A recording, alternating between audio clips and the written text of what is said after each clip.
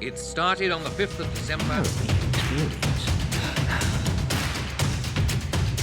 In 1956, the government decided to pass 1950s में London industry developing सिटियों में से एक था। लंदन में कोयला एक प्राइमरी एनर्जी सोर्स था जिसे घर, फैक्ट्रीज और पावर प्लांट्स में बड़े पैमाने पर जलाया जाता था और उस समय में पोल्यूशन को कंट्रोल का उपाय ऑलमोस्ट नॉन एग्जिस्टेंट था। 1952 के सर्दियों में ठंडी बढ़ने के कारण लंदन के लोगों ने वहाँ की ठंडी मौसम के चलते अपने आप को गर्म रखने के लिए बहुत सारे कोयले का इस्तेमाल करते थे और ये जो कोयले का इस्तेमाल करते थे ये बहुत लो ग्रेड सल्फ्यूरस वैरायटी का होता था जिसे नाटी स्लैग कहा जाता है, जो लिग्निटी के तरह ही होता है जिससे स्मोक में सल्फर डाइऑक्साइड इंक्रीज हो जाता है।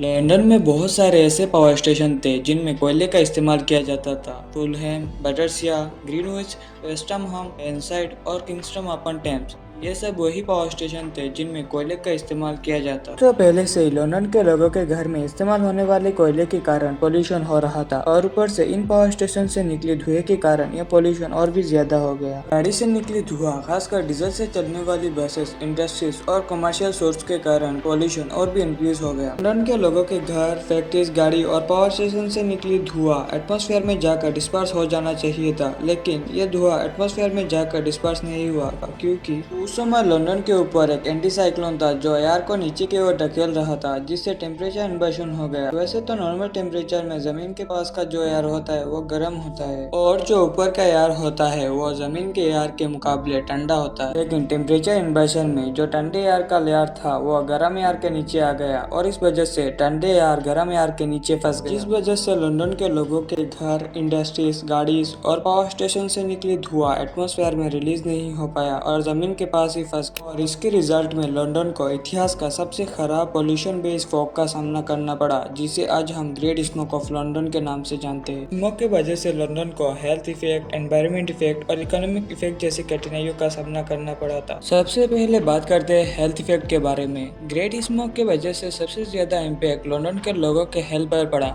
इस टॉक्सिक स्मोक में सल्फर डाइऑक्साइड, कार्बन मोनोऑक्साइड और छोटे छोटे डस्ट पार्टिकल मौजूद थे जो सांस लेने में बहुत ज्यादा हार्मफुल थे। इस स्मोक के वजह से लंदन में रेस्पिरेटरी डिजीज जैसे कि ब्रोंकाइटिस, एस्थमा, सीओपीडी यानी कि क्रोनिक ऑब्स्ट्रक्टिव पल्मोनरी डिजीज और निमोनिया जैसे डिजीज देखने को मिला।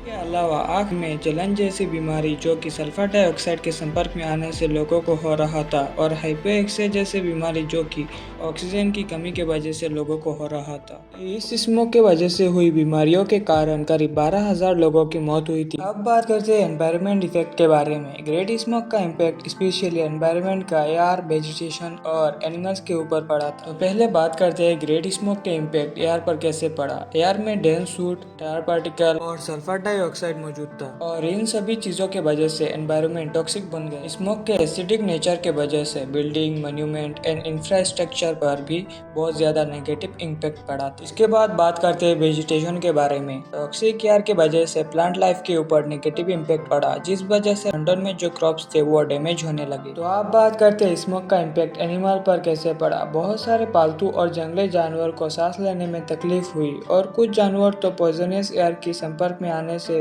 मर भी गए। आखिर में बात करते हैं इकोनॉमिक इफेक्ट के बारे में। विजिबिलिटी बहुत कम होने के कारण ट्रेन, बसेस और फ्लाइट या तो कैंसिल कर दिया गया और नहीं तो डिले कर दिया गया। जो लंदन के लोग थे वो अपने अपने वर्क प्लेस पर भी जा नहीं पा रहे थे जिस वजह से लंदन की इकोनॉमिक पर बहुत बुरा असर पड़ा। 9 दिसंबर से शुरू हुई ये स्मोक 9 दिसंबर तक चला था और इस स्मोक के 4 साल बाद ब्रिटिश गवर्नमेंट ने clean air act of 1956 introduce किया, जिस एक्ट के अनुसार कोयले का इस्तेमाल को कम करना और इलेक्ट्रिसिटी और गैस जैसे क्लीन फ्यूल का इस्तेमाल करना था। और इस स्मोक ने न बल्कि लंदन में बल्कि पूरे दुनिया के एनवायरमेंटल पॉलिसी में एक टर्निंग पॉइंट की तरह काम किया था।